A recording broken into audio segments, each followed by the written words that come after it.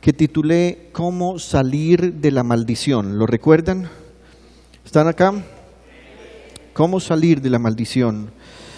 Y ese tema en realidad causó un efecto muy importante en la manera de pensar de muchos miembros de la iglesia.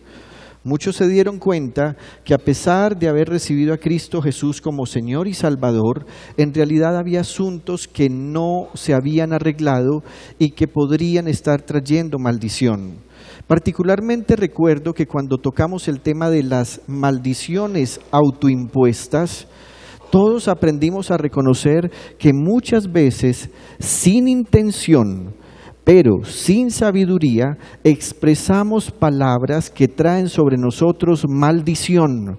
Muchas personas, inclusive creyendo que el deseo de la muerte es algo que no tendrá ninguna repercusión, constantemente están diciendo, qué bueno morirme, ojalá me muriera.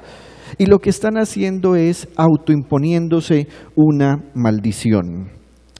En este proceso, un hermano particularmente se acercó a mí a expresarme cómo él reconocía haber pecado delante de Dios porque todo el tiempo él había creído algo que en su casa su papá un día le dijo. Su padre le dijo, tú nunca serás próspero. Así que él empezó a trabajar toda su vida, hizo su universidad, su profesión, su especialización, pero se daba cuenta que en realidad no prosperaba. Y esa no prosperidad estaba porque su padre había lanzado una maldición, pero además porque él mismo había empezado a declarar palabras como esta: a mí nunca me va bien, yo soy el más de malas, yo soy el más salado, siempre voy a estar en ruina. Esa palabra trajo automaldición, le impuso una automaldición. Entonces nos dimos cuenta que en ese proceso de reconocer qué es una maldición, cuáles son las maldiciones, debíamos hacer 4 cosas para salir de la maldición. Vamos a ver si usted la recuerda, porque esto es algo que no debería usted nunca olvidar. Si quieres salir de una maldición, ya sea que otro te la impuso, tal vez pecaste contra el Señor, tú mismo te autoimpusiste esa maldición, lo primero que tienes que hacer es reconocer lo que ha pasado, reconocer que algo anda fallando. Mire, cometemos un error constante y es que decimos, yo no sé qué me está pasando. Ese yo no sé está indicando que no estamos reconociendo lo que está pasando. Pero esto es muy delicado porque, miren, sí es cierto que algunas veces uno no sabe lo que está pasando, pero también es cierto que el Espíritu del Señor muchas veces nos indica por qué las cosas están pasando. No sé si usted en algún instante de su vida ha recordado algo que hizo en el pasado y usted dice, esto está sin solucionar. Hay cosas que no he arreglado. Ese es un momento para reconocer. ¿Por qué es importante reconocer? Porque lastimosamente desde la religión del Imperio Romano se le ha hecho creer a la gente que somos buenas personas. Somos buenos. Tal vez usted se ha encontrado con muchas personas que le dicen, hombre, pero yo ¿por qué tengo que ser cristiano? Yo no he matado a nadie, yo no he robado, yo nunca le he hecho a alguien malo. ¿Sabe algo? Esa persona no está reconociendo su condición. Y su condición es que somos pecadores, necesitados de la sangre de Cristo Jesús, necesitados de su gracia. Cuando tú veas a una persona que tiene el corazón duro y que está reclamando cosas a Dios, pero no reconoce su pecaminosidad, entonces tú debes saber una cosa. Lo primero que esa persona tiene que hacer es reconocer que ha habido pecado. El que no reconoce, entonces está cerrando la puerta al resto del proceso para que pueda salir de la maldición. Miren, no es muy bueno cuando alguien le señala a uno las faltas, eso no es bueno. Para los que somos hijos es muy doloroso cuando nuestros padres nos dicen, es que usted esto y esto y esto. Eso duele, pero de alguna manera cuando alguien te indica que has fallado en algo, si tienes un corazón humilde, eso va a generar un proceso en el que entrarás con el tiempo a reflexionar, ¿qué es lo que me están diciendo? Lo primero que alguien tiene que hacer es reconocer. Lo segundo es arrepentirse. El arrepentimiento no es precisamente lo que nos enseñaron durante mucho tiempo. Llorar, gemir y clamar, no es precisamente eso. El arrepentimiento a la luz de la palabra del Señor es un proceso en el que uno a solas, y escúcheme esto, ni siquiera con Dios, sino a solas, uno sabe que peca contra el Señor. Y entonces uno determina, he pecado, no volveré a hacerlo, pero además confesaré mi pecado. Permítame le cuento lo que el Señor Jesús enseñó por medio de la parábola tan conocida como el Hijo Pródigo. Ustedes recuerdan que cuando el Hijo Pródigo estaba en otro país, ya se había gastado todo su dinero o el dinero que le pertenecía a su papá y que le había reclamado como herencia. Estaba cuidando cerdos, tenía hambre y ni siquiera la comida de los cerdos le daban. Ustedes recuerdan que él a solas por allá dijo: ¿cuántos jornaleros en la casa de mi padre tienen comida? Están mejor que yo. Y ellos son jornaleros y yo soy hijo y estoy en esta terrible condición. Y dice él: ya sé lo que voy a hacer. Voy a ir a la casa de mi padre y le diré: papá, he pecado contra el cielo y contra ti. Ya no soy digno que se me llame tu hijo. Trátame como a uno de tus jornaleros. Eso es arrepentimiento. Observen que hasta ahí él no ha hecho ninguna confesión a su papá. Él lo que está haciendo es una reflexión interna. El arrepentimiento es algo individual, algo que hago a solas, algo que me dice que tengo que retornar al camino del cual me desvié. Si ustedes observan, ese muchacho dice: tengo que volver a la casa de mi padre. Él sabía que haber salido de la casa de su padre era su pecado. Así que ahora en arrepentimiento dice: volveré y le diré esto y esto y esto. Entonces, ¿qué es el arrepentimiento? El arrepentimiento es ese proceso interior, individual, en el cual yo con sinceridad digo: es verdad, yo he pecado contra el Señor. Es verdad. ¿Cuántas personas, por ejemplo, en el matrimonio han sufrido infidelidad? Y muchos de ellos terminan aceptando las cosas, no porque lo confesaron ni porque se arrepintieron, sino porque los descubrieron. Y entonces cuando los descubren, la otra persona queda con dudas: ¿este sí se arrepentiría o no? Porque es que el arrepentimiento es una cosa que, aunque no se puede ver, sí produce fruto. Juan el Bautista le decía a la gente: produzcan frutos dignos de arrepentimiento. Observen esto, él no les decía solamente arrepiéntanse, les decía produzcan frutos dignos de arrepentimiento, es decir, que se vea. Pero luego llega el Señor Jesús y le dice a la gente: arrepiéntanse y bautícense, porque ha llegado el reino de Dios. ¿Qué es lo que está diciendo el Señor? Mire, no se trata de ser practicante de una religión, se trata de arreglar las cosas con Dios, y para eso es el arrepentimiento. Luego, entonces viene la renuncia, renunciar a aquello malo que yo hice, porque permíteme decirte algo: si un hombre es infiel a su esposa y va donde ella a decirle: mi amor, mira, te fui infiel, estuve con otra mujer, sexualmente me contaminé con otra mujer, pero quiero que me entiendas, es que yo soy así, y le expresa frases de la canción de Vicente Fernández: es que mi corazón es tan grande que yo no puedo tener a una sola mujer en mi vida. Eso no es arrepentimiento, mucho menos es renuncia. El proceso correcto es: me arrepiento, pero me deshago de lo que no conviene, me deshago de lo que va contra la palabra de Dios, me deshago de lo que va en contra del prójimo. Esa es la renuncia, y esa renuncia tiene que ser verbal, pero también en forma de acción. Renunciar significa que expreso que no estaré más pegado a esa fuente de pecado. Renunciar significa que le estoy diciendo a un pecado: ya no me dominarás, sino que entrego mi vida al Señor y Él es el dueño de mi vida. Y luego viene la última parte del proceso: resistir. Resistir.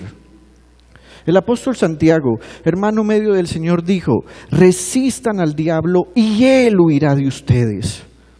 ¿Cuántos alguna vez han tenido duda frente a algo? ¿Han dudado de una pareja? ¿Han dudado de la honorabilidad de alguien? ¿Cuántos han tenido alguna vez una duda? Todos hemos dudado alguna vez de alguien. Cierto que hay momentos en los que la duda llega y uno va y la confronta con la otra persona y la otra persona le dice a uno, no, te lo prometo, te lo juro, yo no lo hice. Y por un momento uno como que tiene paz. Pero se aparta de esa persona y vuelve otra vez la zozobra, vuelve el miedo, a uno le palpita el corazón porque uno está esperando que la otra persona le hable con seguridad, que le hable con convicción. Miren, así es el proceso de resistir. Así como hay una resistencia de la duda de quedarse en nosotros, también nosotros tenemos que tener una resistencia para evitar que la duda, la falta de fe y el pecado actúen en nosotros. Quiero decirle algo con sinceridad. Si un hombre ha cometido infidelidad en su matrimonio o una mujer ha cometido infidelidad en el matrimonio, podría hacer estas 3 primeras cosas: reconocer, arrepentirse, renunciar. Pero la tarea más difícil que tendrá de ahí en adelante será resistir. Porque el pecado que habita en nosotros tiene la mala costumbre de decirnos, pues si lo hiciste una vez, ¿qué problema hay que lo vuelvas a hacer? Además, todo pecado, aunque es falta contra Dios, también es una demostración de la necesidad que tenemos de algunos aspectos.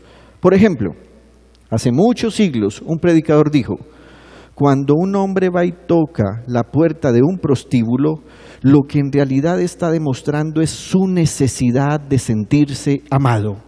Así que por un lado hay un nivel de pecaminosidad y por otro lado hay un nivel de resolver la necesidad que cada uno de nosotros tiene. Ahí es donde debemos resistir.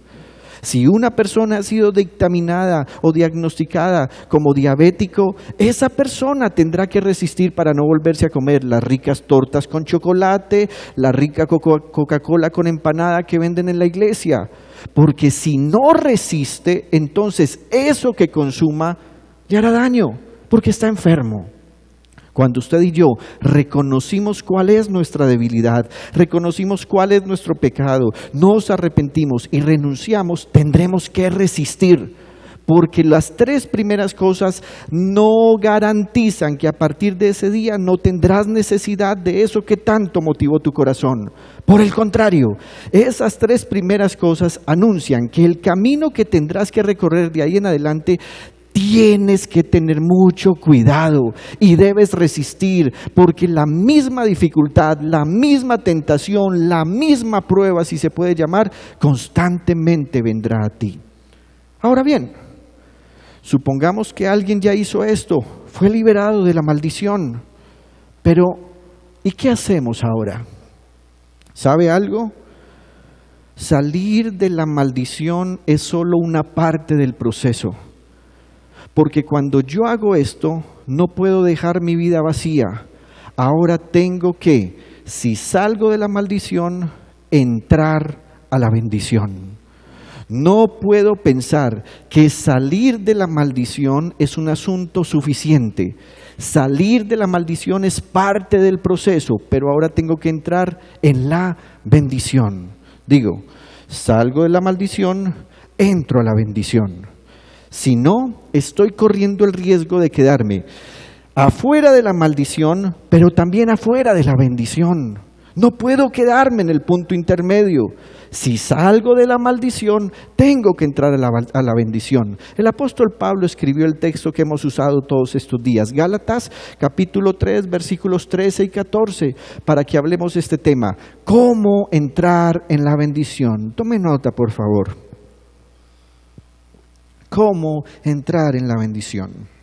Dice, Cristo nos rescató de la maldición de la ley al hacerse maldición por nosotros, pues está escrito, maldito todo el que es colgado de un madero. Así sucedió para que por medio de Cristo Jesús la bendición prometida a Abraham llegara a las naciones, otra versión dice alcanzar a los gentiles, y para que por la fe recibiéramos el Espíritu según la promesa. Está hablando del Espíritu Santo. Y quiero que solamente a manera de la lógica que todos tenemos pensemos en lo siguiente. ¿Qué pasaría si el apóstol Pablo no hubiese escrito el versículo 14? Quítenme el versículo 14 un momento, por favor. Si él solamente hubiera escrito esta parte, ¿qué pasaría si él dijera, Cristo nos rescató de la maldición de la ley al hacerse maldición por nosotros, pues está escrito, maldito todo el que es colgado de un madero?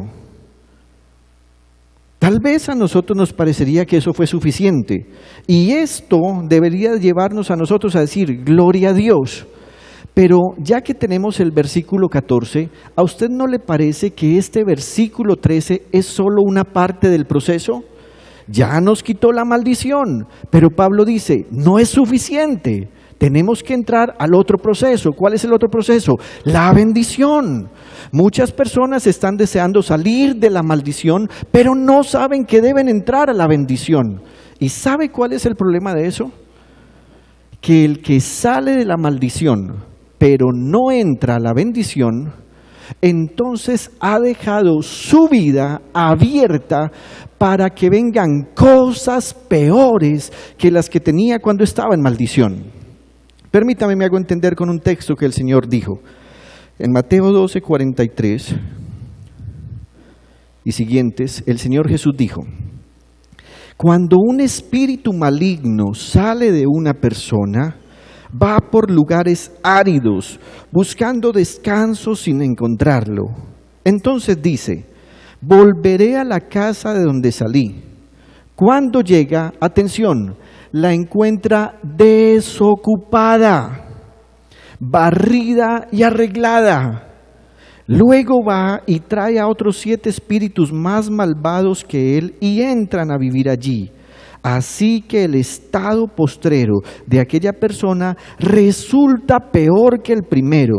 Así le pasará también a esta generación malvada, anuncia el Señor Jesús. Permítame le cuento esto.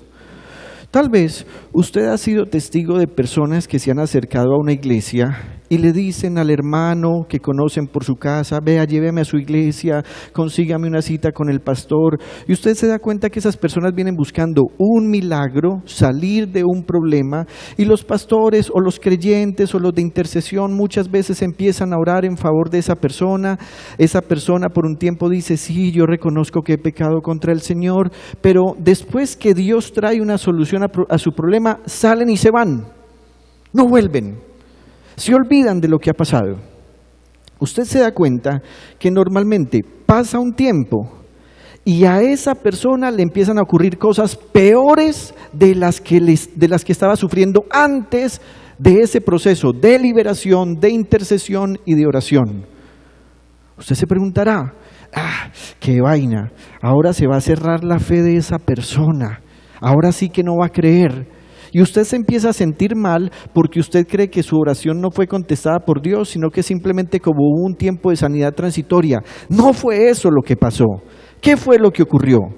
Que cuando usted oró por liberación, por sanidad, por restauración en la economía, por restauración en el matrimonio, y esa persona en algún momento balbuceó y dijo, sí, reconozco, me he arrepentido, lo que ocurrió fue que en ese momento la casa quedó barrida, es decir, salió todo lo pecaminoso, salió todo lo malo, salió todo lo que esa persona sabe que hizo mal, pero no llenó su casa con las cosas de Dios. Así que la casa sí está vacía, sí está limpia, y dice el Señor Jesús, está barrida. Pero ese espíritu que salió de esa persona se va y está dando vueltas por el aire.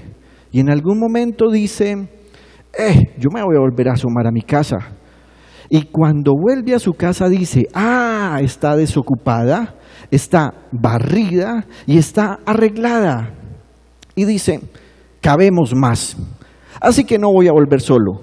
Y el Señor Jesús dice, va y llama 7 espíritus peores que él para que vengan y se posesionen de esa casa.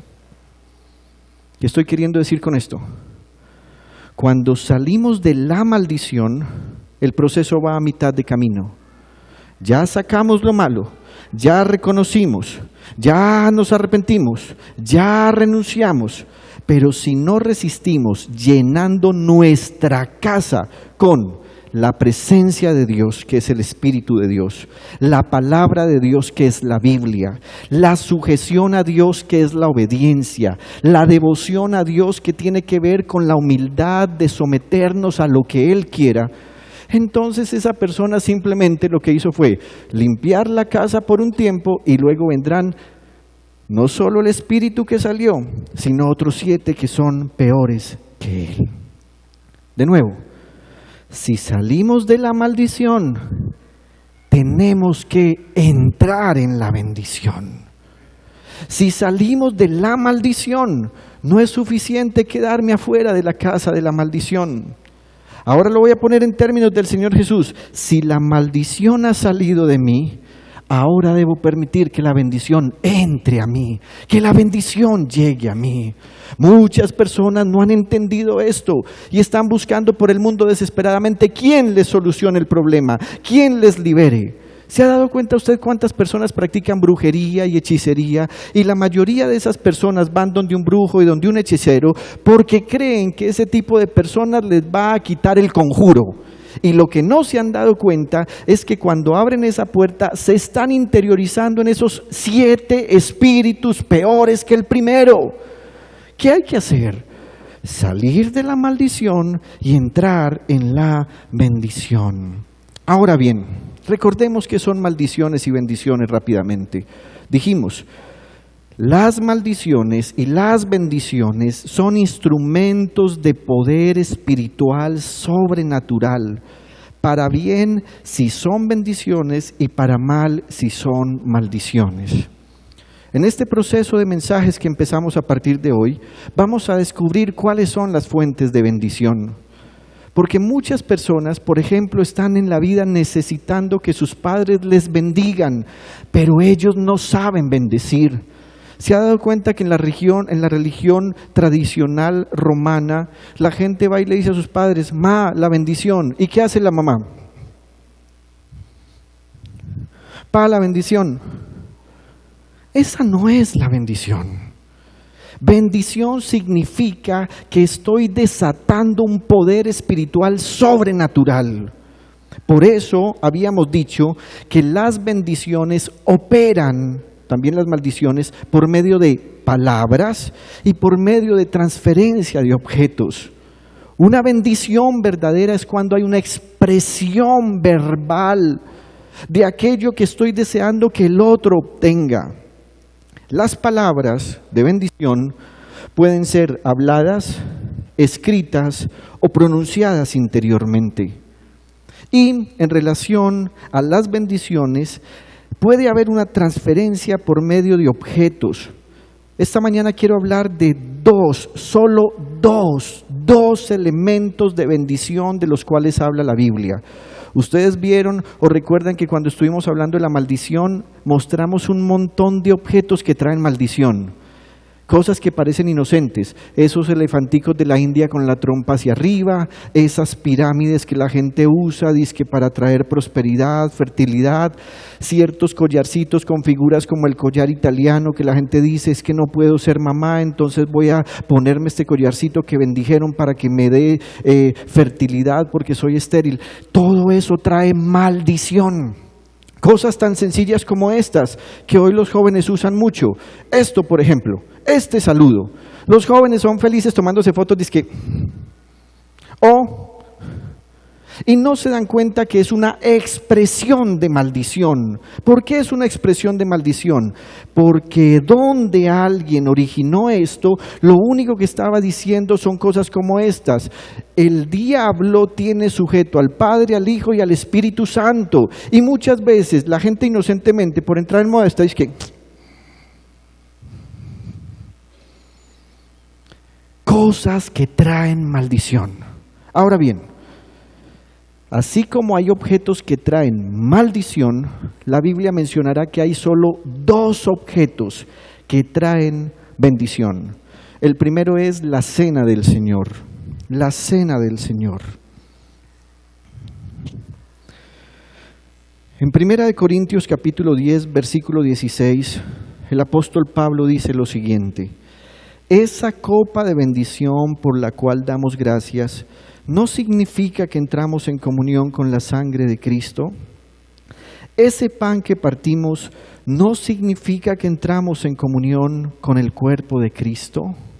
Y el apóstol Pablo cesa ahí su discurso frente a esto y va a empezar a dar unas explicaciones de cómo no debemos mezclar las cosas sagradas como la cena del Señor con aquello que se presenta como sacrificio a los ídolos donde hay demonios. ¿Por qué trae la cena del Señor bendición? Mire, la cena del Señor es un símbolo que el Señor Jesús usó para establecer lo que conocemos como el nuevo pacto. La Biblia menciona que hay por lo menos 2 pactos que siguen vigentes, pero tienen diferentes protagonistas. Está el pacto con Israel, que es un pacto eterno y con el cual Dios bendecirá con salvación a Israel finalmente. Pero está el nuevo pacto con el cual Dios ha abierto la posibilidad que todas las naciones, al escuchar el mensaje del Evangelio y aceptarlo, sean salvos y hagan parte de la familia de Dios. El Señor Jesús entonces dijo, muy bien, antes de morir, porque voy a morir y esta noche voy a ser aprehendido, esta noche me van a capturar, y les dice a ellos, algunos de ustedes se van a escandalizar de mí, vamos a celebrar la Pascua que procede de lo que hizo Moisés, o Dios por medio de Moisés cuando sacó a Israel de Egipto. Ellos sacrificaban un cordero, se comían eso rápidamente después que el cordero había sido asado, lo comían con hierbas amargas, un poco de vino que normalmente estaba compuesto de 4 copas. En la Pascua judía, los judíos tenían que tomar 4 copas de vino, o por lo menos servirlas. De esas 4, solamente se tomaban 3. Esas 3 se las comían o se las tomaban, una al principio, otra en la cena y otra después de la cena, pero luego quedaba servida una, la 4ª copa. Esa 4ª copa era un simbolismo que ellos no tomaban, simplemente la servían. A esa copa se le llamaba la copa de bendición. Pero cuando el Señor Jesús estableció el nuevo pacto, Él cogió la 4ª copa, que no estaba servida una por cada persona que estaba en el comedor o en la mesa o donde estuviesen sentados, sino una para todos. Él tomó esa copa y con esa copa está diciendo esto, que durante tantos siglos nadie ha tomado, es el nuevo pacto en mi sangre. Y dice la palabra que Él no la tomó, sino que se la entregó a ellos y les dijo, tomen esto. Lo mismo hizo con el pan y les dijo, hagan esto en memoria de mí. Esa cena del Señor, el apóstol Pablo dice, tiene 2 características. Cuando usted bebe la copa, está entrando en comunión con la sangre de Cristo. ¿Qué es la sangre de Cristo? Por supuesto que es la sangre derramada por Él, pero además es el símbolo de poder y autoridad con que Dios nos ha salvado y librado de la muerte eterna. Pero Juan o Pablo también dice que hay un pan y que ese pan es la forma como nosotros entramos en comunión con el cuerpo de Cristo. Cuando usted y yo cada mes aquí en la iglesia tomamos la cena del Señor y usted está tomando el pan, lo que usted está diciendo es, estoy en la casa de Dios, reunido en medio de su pueblo, y aunque todos somos diferentes, pensamos diferente, nos presentamos delante de Dios como un mismo y único cuerpo. Cuando usted toma la copa, lo que está diciendo es, sigo entendiendo y anunciando que la muerte de Cristo Jesús fue suficiente para darme salvación. Eso significa la cena del Señor. Pero la cena del Señor, cuando alguien no la toma dignamente, Pablo dice que trae 2 consecuencias. Una, enfermedad, y la otra, inclusive, la muerte. Por eso él dice, no hagan esto a la ligera, tómense tiempo para pensar, examínense cada uno. Y él dice, ¿sabe por qué hay muchos enfermos entre ustedes?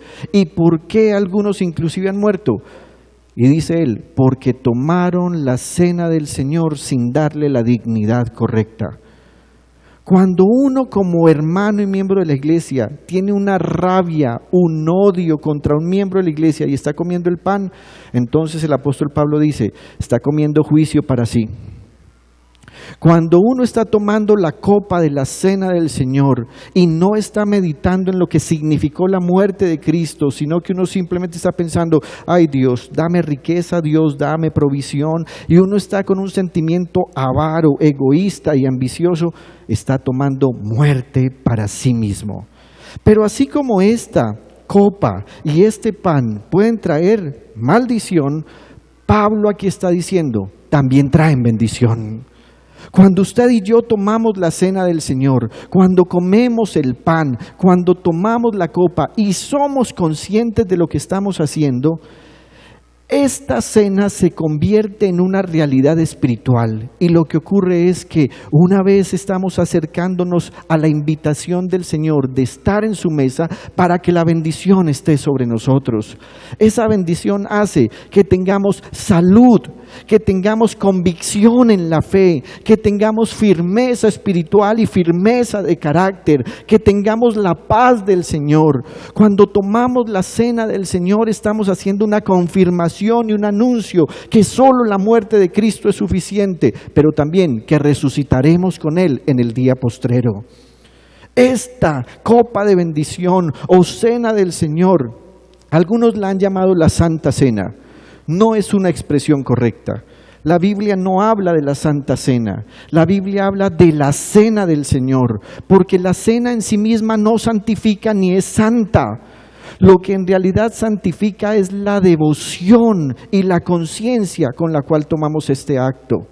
Hace algunos años atrás, aquí en esta iglesia, ya estábamos en este templo, estábamos celebrando un día la cena del Señor. Y esa mañana, como es costumbre, le dijimos a todos, por favor, examínese a sí mismo. Los pastores no tenemos que decir quién sí puede y quién no puede tomar la cena. Hay iglesias donde ocurren cosas muy raras. Los pastores dicen, los que no están bautizados se hacen a este lado, las personas nuevas se hacen a este lado y no pueden tomar la cena del Señor.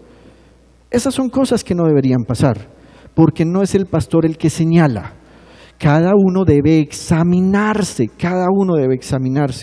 Pero estuvimos observando que hubo un muchacho que estaba en medio de nosotros que tomó la cena del Señor, cogió el pan, cogió la copa, pero la persona que estaba al lado empezó a decirle, usted va a tomar la cena, mucho cuidado.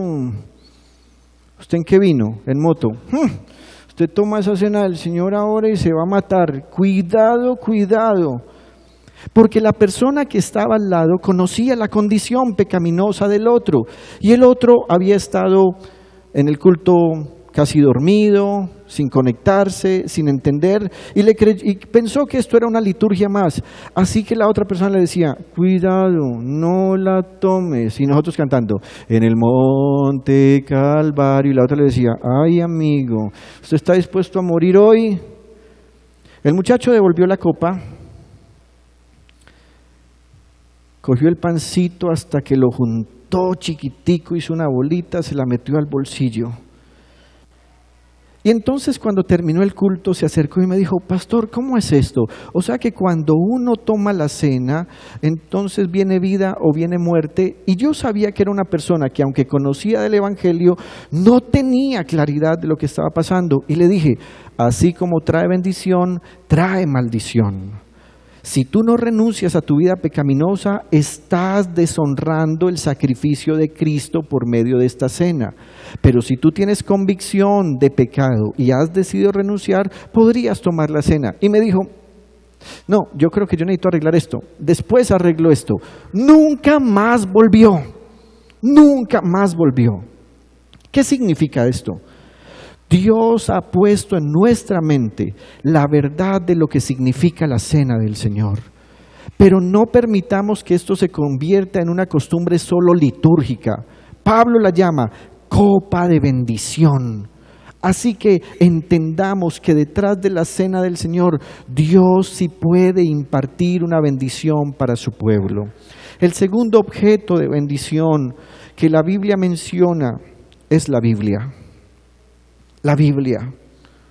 Esta mañana, antes de empezar el culto, estaba hablando con el hermano Guillermo Hidalgo y él me contaba con indignación cómo hace algún tiempo compró un libro de una mujer que escribió y ella decía a los lectores: tal vez usted tiene en sus manos el libro más importante de la historia, es decir, el libro que ella había escrito. Y el hermano Guillermo me decía: mire, yo sentí enojo porque el libro más importante de la historia es la palabra de Dios, es la Biblia. No hay otro libro más importante. Este libro contiene el deseo de Dios, el propósito de Dios, la historia de Dios, la persona de Dios. No hay otro libro más importante que este. Este es un libro que tiene características que resuelven el conflicto de fe de la gente. Miren, este libro se escribió alrededor de 1500 años. Se cree que lo primero que se escribió de la Biblia fue el libro de Job. Y eso ocurrió más o menos 1500 o 1600 años antes del Señor Jesucristo. Se cree que quien escribió Job fue el mismo que escribió Génesis, Éxodo, Levítico, Números y Deuteronomio, que es Moisés. El último libro de la Biblia que se escribió fue Apocalipsis, y se escribió cerca del año 100 después de Cristo, es decir, unos 70 años después que el Señor había muerto y resucitado. Se demoraron 1500 años los hombres de Dios en escribir todo lo que Dios estaba diciendo. Así que esto no fue escrito en un año por una misma persona. Fueron cerca de 40 hombres diferentes, en diferentes momentos históricos. Y si usted observa este libro, que ha sido dirigido por el Espíritu de Dios, inspirado por el Espíritu de Dios, preservado por el Espíritu de Dios, traído a nuestro idioma por el Espíritu de Dios, tiene coherencia desde la primera letra hasta la última, porque Dios mismo está hablando por medio de la Biblia.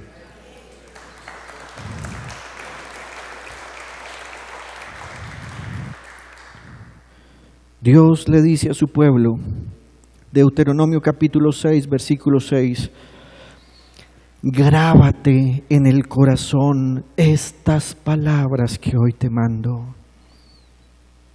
Permítame preguntarle, ¿cuántos textos bíblicos se sabe usted de memoria? Tal vez usted no tenga el número, pero quisiera preguntar, ¿hay alguien aquí que no se sepa ni un solo texto bíblico? Quisiera levantar su mano un momentico, ¿alguien que no se sepa ni uno solo? Bien, tú no te sabes ni uno solo de memoria, gracias por hacerlo.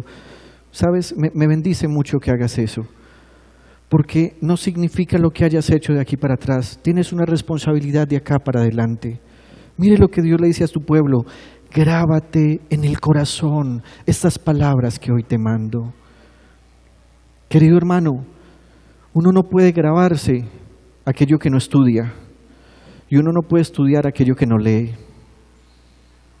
El gran problema de la iglesia cristiana hoy es que no tiene amor por la palabra del Señor.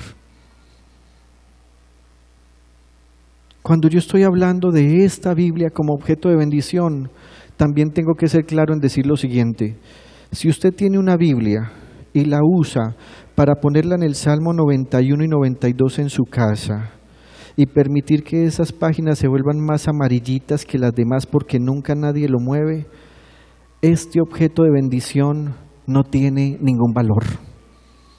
Ningún valor.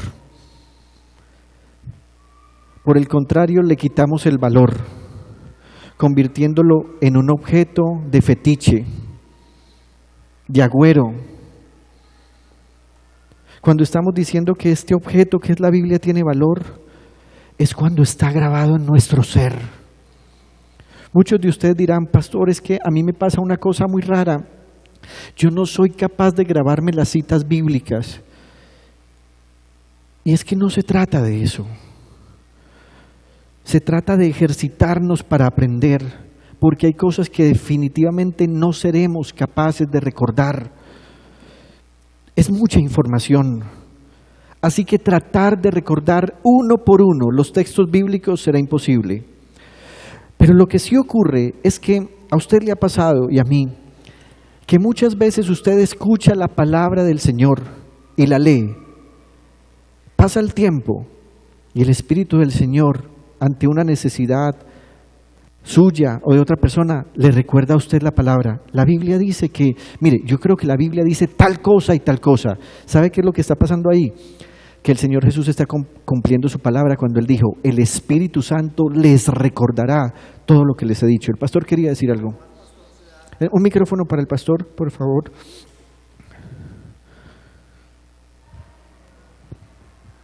Además se da lo siguiente, se suele oír de personas que dicen, vea, es que la Biblia dice esto, y uno de antemano sabe que la Biblia no lo dice, así uno no se sepa la Biblia. El Espíritu Santo le está diciendo a uno, eso no está en la palabra tampoco. Eso es cierto, y también el Espíritu del Señor le indica a uno cuando hay personas que usan un texto bíblico para sacar un pretexto porque están diciendo cosas que en realidad no eran la intención de Dios. Entonces, ¿qué está diciendo Dios? Grábate en el corazón estas palabras que hoy te mando. Sigue la instrucción y dice, incúlcaselas continuamente a tus hijos. Ay, pastor, pero es que eso del altar familiar, pues uno presionando a los niños a que crean algo, no hay que dejarlos crecer, que ellos escojan. El ser humano tiene el corazón desviado. Y si no le inculcas a tus hijos la palabra de Dios, ellos nunca escogerán a Dios, nunca escogerán su palabra, nunca escogerán el temor al Señor. Así que Dios les dice por Moisés, incúlcaselas continuamente a tus hijos. ¿Y cómo se hace eso? Háblales de ellas cuando estés en tu casa y cuando vayas por el camino, cuando te acuestes y cuando te levantes. Es decir, todo el tiempo. ¿Qué están escuchando tus hijos de ti? ¿Cuáles son las palabras que escuchas o que escuchan ellos? ¿Qué es lo que ellos están escuchando? Hay palabras que tú usas para dirigir a tus hijos que son sacados de la palabra del Señor. Cuando les das un no a tus hijos frente a una petición, mami, por favor, cómprame unos patines. No. ¿Por qué? Porque yo soy su mamá. ¿Usaste alguna expresión bíblica para traer convicción en el niño? Cuando te levantaste en la mañana, proclamaste una palabra de bendición para ellos que surge de lo que dice la palabra de Dios. Despiertas a tus hijos con, ¿qué hubo, mi amor? Despierte pues. Acuérdese que las misericordias del Señor hoy son nuevas, vamos a estrenar hoy. O estás con cosas como, dormilón, perezoso, gusano, insolente, inútil, tonto. Incúlcaselas continuamente a tus hijos. Hemos estado en reuniones con la iglesia infantil. Este año habrá otra vez escuela de padres, hay un material precioso, hay una película que compartiremos con los padres fantástica, pero la hermana Claudia, directora de iglesia infantil, con su equipo de trabajo, nos decían, tenemos un problema. Muchos niños tienen contacto con la palabra de Dios solamente el tiempo que están en la iglesia infantil con los maestros. El resto del tiempo están desconectados. Hemos buscado estrategias para que usted reciba información en su casa. La iglesia infantil les ha mandado chat. Padres, recuerden la siguiente tarea. Padres, pregúntenle a sus niños qué les enseñaron en la iglesia infantil. Padres, por favor, inculquen en sus niños la lectura de la palabra. Lea con ellos. Pero muchas veces usted ha ignorado las palabras de Dios. Muchas veces usted quiere, ante la dificultad con sus hijos, que el pastor reciba a su hijo en consejería y que él de alguna u otra manera reciba como una inyección de fe y de Biblia cuando usted no la ha inculcado en su casa. Un muchacho de la iglesia dejó de venir y entonces el papá y la mamá, por favor, pastor, llámelo, búsquelo. Yo lo llamé y le pedí que viniera a una cita y vino. ¿Por qué no quieres volver? Pastor, ¿para qué? Mi papá y mi mamá todas las semanas son en una garrotera, no se pueden ver. Y cuando hay paz, salen a criticar de personas de la iglesia.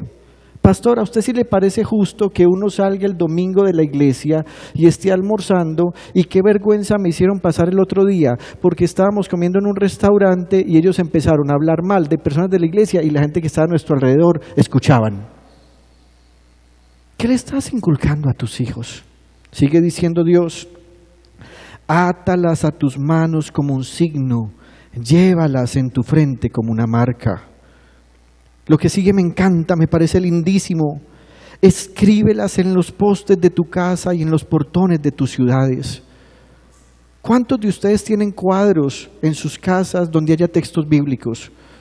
¿Se imagina usted si cambiáramos esa mala teología demoníaca, o doctrina demoníaca más bien, que están usando muchos alcaldes, gobernadores y personas que están en cargos públicos de estar levantando las banderas de la comunidad LGBTI, pancartas de aceptación y campañas de aceptación a todo lo malo? ¿Qué pasaría si en nuestra ciudad, por todas las entradas que tenemos, la vía Las Palmas, el Alto de Minas, la vía San Cristóbal, qué tal si en nuestra ciudad algún día llegáramos y te dijeran, bienvenido a Medellín, un lugar donde Jesucristo reina? ¿Te imaginas que viéramos por todas nuestras vías, en vez de ver a dos mujeres besándose en una fotografía o dos hombres acariciándose en una fotografía, textos bíblicos como, el Señor es mi pastor, nada me faltará? Dios dijo eso. Escríbelas en los postes de tu casa y en los portones de tus ciudades. Y mire lo que pasa. El Señor tu Dios te hará entrar en la tierra que les juró a tus antepasados, Abraham, Isaac y Jacob. Es una tierra con ciudades grandes y prósperas que tú no edificaste, con casas llenas de toda clase de bienes que tú no acumulaste, con cisternas que no cavaste y con viñas y olivares que no plantaste. Cuando comas de ellas y te sacies, cuídate de no olvidarte del Señor que te sacó de Egipto, la tierra donde viviste en esclavitud. Es cierto que uno no debe estar anhelando el pasado. El rey Salomón lo escribió. No es sabio estar diciendo que los tiempos pasados fueron mejores, eso no es sabio. Pero si hay una cosa que nosotros deberíamos hacer constantemente, por medio de la palabra del Señor, recordar lo que el Señor ha hecho con nosotros, porque el que recuerda esto no se olvida de dónde viene ni de dónde lo ha sacado el Señor. También en Deuteronomio 11:18 Dios insiste, grábense estas palabras en el corazón y en la mente, átenlas en sus manos como un signo y llévenlas en su frente como una marca, enséñenselas a sus hijos y repítanselas cuando estén en su casa y cuando anden por el camino, cuando se acuesten y cuando se levanten. Escríbanlas en los postes de su casa y en los portones de sus ciudades. Miren esto, así, mientras existan los cielos sobre la tierra, ustedes y sus descendientes prolongarán su vida sobre la tierra que el Señor juró a los antepasados de ustedes que les daría.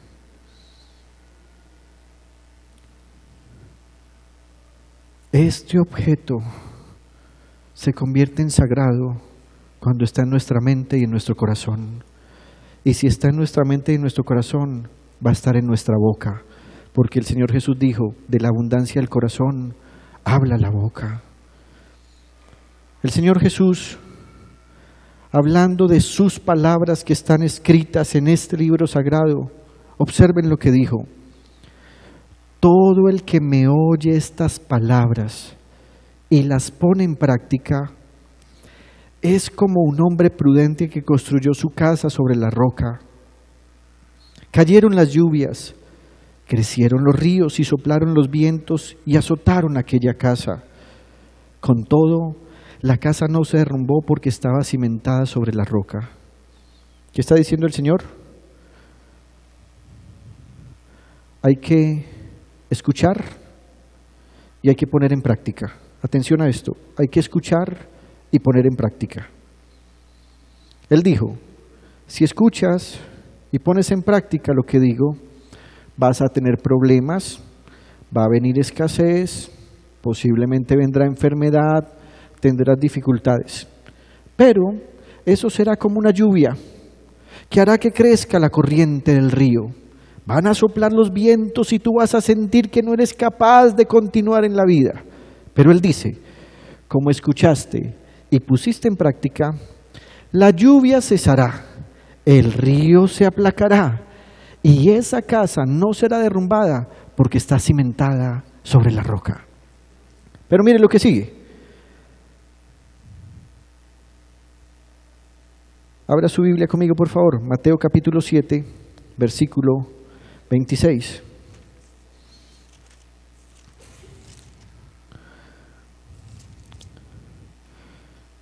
Pero, observen ese pero. Mateo 7, 26. Mateo 7, 26. Pero todo el que me oye estas palabras, observe que también oyó, y no las pone en práctica. Mire la diferencia, también oyó, pero no las puso en práctica. Es como un hombre insensato que construyó su casa sobre la arena. Cayeron las lluvias, crecieron los ríos y soplaron los vientos y azotaron aquella casa, y ésta se derrumbó, y grande fue su ruina. Ambos hombres escucharon, pero solo uno puso en práctica lo que escuchó. El otro escuchó, no puso en práctica. Le vinieron las mismas dificultades y su casa fue destruida. Usted me dirá, pastor, entonces, ¿qué hacemos? Primer paso para entrar en la bendición. Santiago capítulo 1, versículo 21 dice, por esto, despójense de toda inmundicia y de la maldad que tanto abunda, para que puedan recibir con humildad la palabra sembrada en ustedes, la cual tiene poder para salvarles la vida. Padre, esta mañana te damos gracias en el nombre de Jesús el Señor. Sin duda tú nos has llevado por medio de la sabiduría de tu Espíritu y de tu palabra a querer salir de la maldición. ¿Quién quiere estar en maldición? Nadie quiere estar en maldición.